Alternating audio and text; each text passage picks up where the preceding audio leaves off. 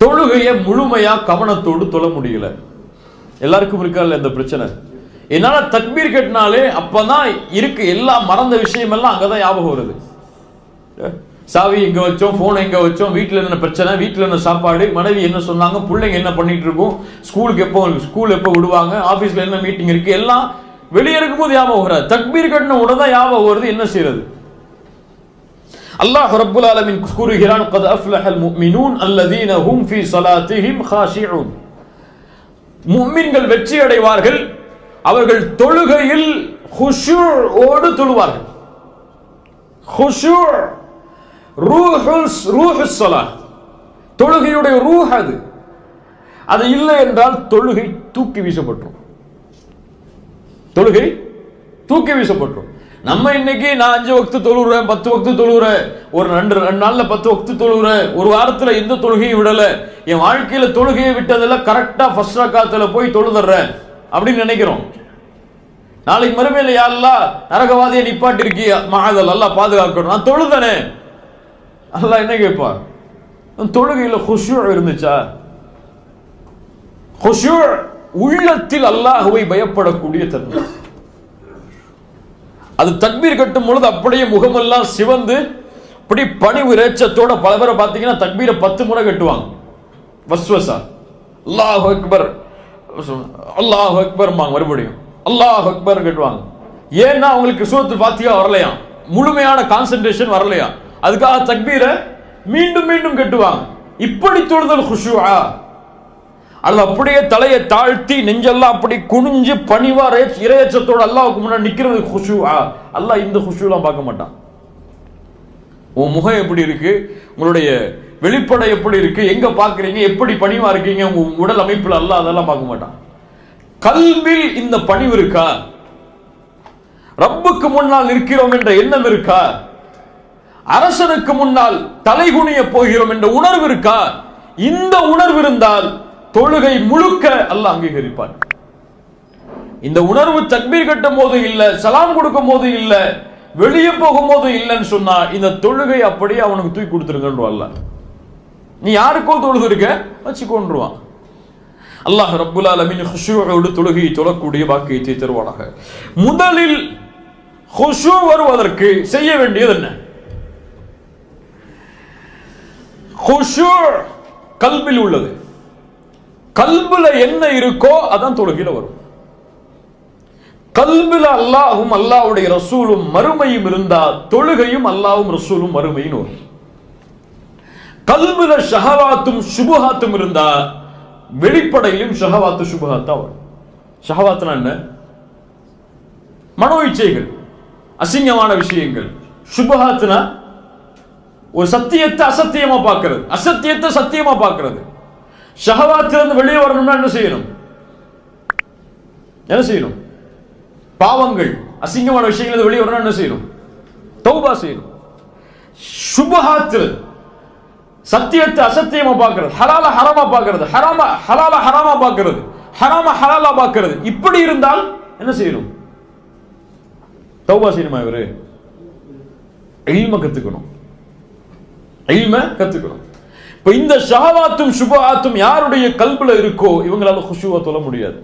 தொழுகைங்கிறது தக்குவாவை உருவாக்குற ஃபேக்டரி கிடையாது.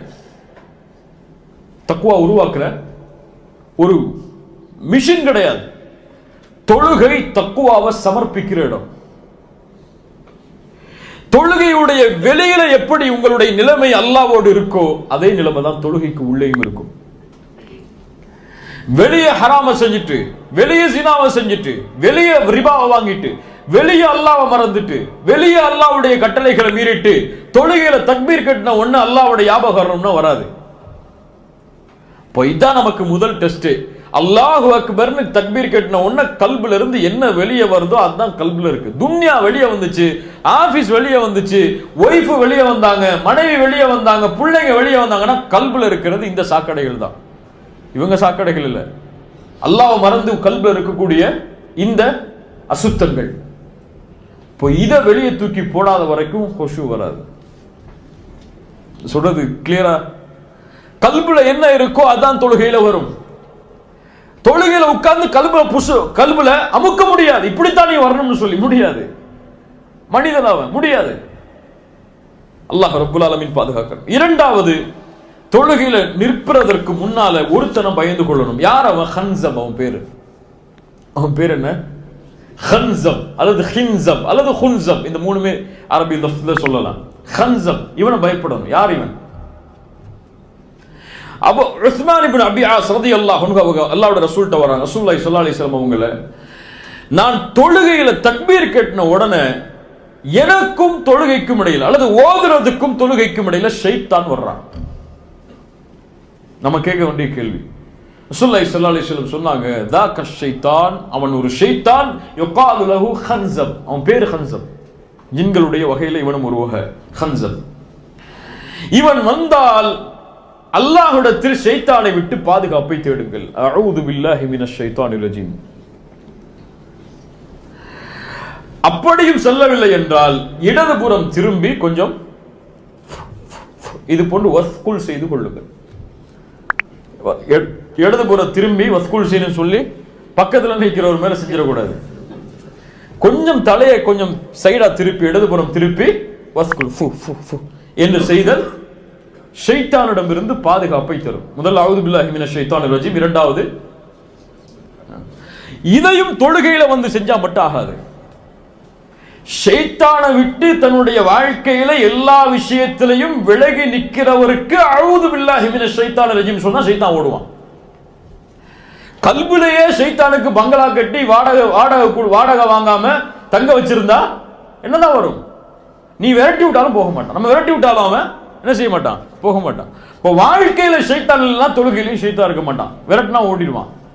வாழ்க்கையில நம்மளே கூட வச்சுக்கிட்டு என்னோடய இரு, பிசினஸ்ல என்னோடய இரு, வட்டியா என்னுடைய தொழில் இரு, கிரெடிட் கார்டா, என்னுடைய பர்ஸ்ல கிரெடிட் கார்டா இரு, இப்படி எல்லா விஷயத்திலும் என்னோட இருந்துங்க, தொழுகையில மட்டும் போனா போக மாட்டான். ஹன்சம் அல்லாஹ்வுடைய தூதர் ஸல்லல்லாஹு அலைஹி வஸல்லம் பாதுகாப்பை தேட சொன்னார்கள். இன்னைக்கு என்ன? எல்லாம் நரகத்தை விட்டு பாதுகாத்து, எல்லா சொர்க்கத்தை கொடு, ஜன்னத்துல் ஃபிர்தௌஸ் சொர்க்கத்தை கொடு, ஆமீன் ஆமீன் சத்தம் போட்டு சொல்றோம். ஆனா ஜன்னத்துல் ஃபிர்தௌஸ்க்காக உழைச்சிருக்கோமா ஒரு நாளைக்கு அதெல்லாம் தெரியாது. அப்படியே இல்லையா? அல்லாஹ் முஃமின்களுடைய தன்மையை சொல்லிட்டே வர்றான். முஃமின்கள் இறையச்சத்தோடு தொழுவார்கள், வாக்குறுதிகளை பாதுகாப்பார்கள், ஜக்காத்தை கொடுப்பார்கள், கற்பை பாதுகாப்பார்கள், அமானிதங்களை பாதுகாப்பார்கள், தொழுகையை பாதுகாப்பார்கள், வக்தை விட மாட்டார்கள். இதான் முஃமின்களுடைய தன்மை. இவர்கள் சொர்க்கத்துடைய வாரிசுதாரர்கள். இந்த சொர்க்கம் ஜன்னத்துல் ஃபிர்தௌஸ். ஜன்னத்துல் ஃபிர்தௌஸ் சொர்க்கத்தை அல்லாஹ் கொடுத்தா இன்னைக்கு ஆமீன் சொல்றதுக்கு பல பேர் இருக்காங்க. ஜன்னத்துல் ஃபிர்தௌஸ்க்காக இந்த தன்மையெல்லாம் செஞ்சு உழைச்சமான்னு சொன்னா கிடையாது. அப்படியே இல்லையா? நமக்கு என்ன இன்னைக்கு ஆட்டோமேட்டிக்கா இன்னைக்கு மூத்தானா கூட ஜன்னத்துல் ஃபிர்தௌஸ் போயிடுவோம் நம்பிட்டு இருக்கோம் நம்ம எல்லாம். இன்னைக்கு மூத்தானா சொர்க்கம் பானுக்கு இல்ல, மாஷா அல்லாஹ், அல்லாஹ் பாதுகாத்தவர்களை தவிர. ஆனா ஒவ்வொரு நாளும் தூங்கும் போது கேட்க வேண்டியது கேள்வி என்ன? இன்னைக்கு என்ன செஞ்ச நீ சொர்க்கத்தை அடைகிறதுக்கு? கரெக்டா தொழுதியா? கரெக்டா ஹுஷூவோடு தொழுதியா? ஜக்காத்து கொடுத்தோமா? அமானிதங்களை பேணணுமா? பொறுமையா இருந்தோமா? வாக்குறுதிகளை பேணணுமா? இப்படி அல்லாஹ் கூறிய சொர்க்கவாதிகளுடைய தன்மையை செயல்பட்டுட்டு மூத்தாகும் போது அல்லது தூங்கும் போது நான் சொர்க்கத்துக்கு போக போறேன் இன்ஷா அல்லாஹ்ங்கிற எண்ணம் இருந்தா சரி. நான் என்ன இருக்குன்னு நம்ம ஜன்னத்துல் ஃபிர்தௌஸ் போகணும்னு நினைச்சிட்டு இருக்கோம். அல்லாஹ் ரப்புல் ஆலமீன் ஆமிலின் அமல் செஞ்சாதான் அந்த துவா அங்கீகரிக்கப்படும். துவாவை சும்மா கேட்கறதுனால துவா அங்கீகரிக்கப்படாது. யா அல்லாஹ் நரகத்தை விட்டு பாதுகாத்திரு, நரகத்துடைய கேவலத்தை விட்டு பாதுகாத்திருன்னு சொல்லும்போது, இமாம் சொல்லும்போது ஆமீன் சொன்னா மட்டும் துவா அங்கீகரிக்கப்படாது. அந்த அமலை விட்டு நாம் விலகி இருக்கணும். மூன்றாவது, தொழுகையை கவனத்தோடு தொழுவதற்கு உள்ள வழி நிம்மதியா தொழுகிறது. நிம்மதியா தொழுகிறதுனா என்ன? பொறுமையா நிதானமா தொழுகிறது. தக்பீர் கட்டணுமா, நெஞ்ச நிமித்தி தலைய சுஜூதை நோக்கி தாழ்த்தி பணிவா நிற்கிறது. கொஞ்ச நேரம் குர்ஆனை ஓதி முடிச்சிட்டோமா, அழகான முறையில் கைகளை உயர்த்தி ருக்குவுக்கு போறது. ருக்கு செஞ்சிட்டோமா, அதுக்கு பிறகு பழைய நிலைமைக்கு முழுமையா வர்ற வரைக்கும் முதுக நேராக்குதல். இப்படி நிதானமா தொழுகையை தொழுதாலே கவனம் இருக்கும். இன்னைக்கு என்ன? தக்பீர் கட்டுவான், சலாம் கொடுத்துட்டு வெளியே போறதே தெரியாது. அப்படியே இல்லையா? தனியா தொழும் போது இவர் தொழுகையை பார்த்தீங்கன்னு வச்சுக்கோங்க, 1 செகண்ட் 3 செகண்ட்ல முடிஞ்சிடும். இல்ல மாஷா அல்லாஹ். இமாமா நின்னார்னு வச்சுக்க, எத்தனை நிமிஷம் சொல்லுவாரு? 10 நிமிஷம் சொல்லுவாரு. இது முனாஃபிக்குடைய தனம். இமாமாக நிற்கும் பொழுதும் சரி, தனிமையா நிற்கும் பொழுதும் சரி, தொழுகையுடைய முறை ஒண்ணுதான். நிதானமாக ரசூலுல்லாஹி ஸல்லல்லாஹு அலைஹி வஸல்லம் தொழுதாங்க. இப்ப நிதானமாக தொழுகை நிறைவேற்றினா தொழுகை கவனத்தோடு வரும்.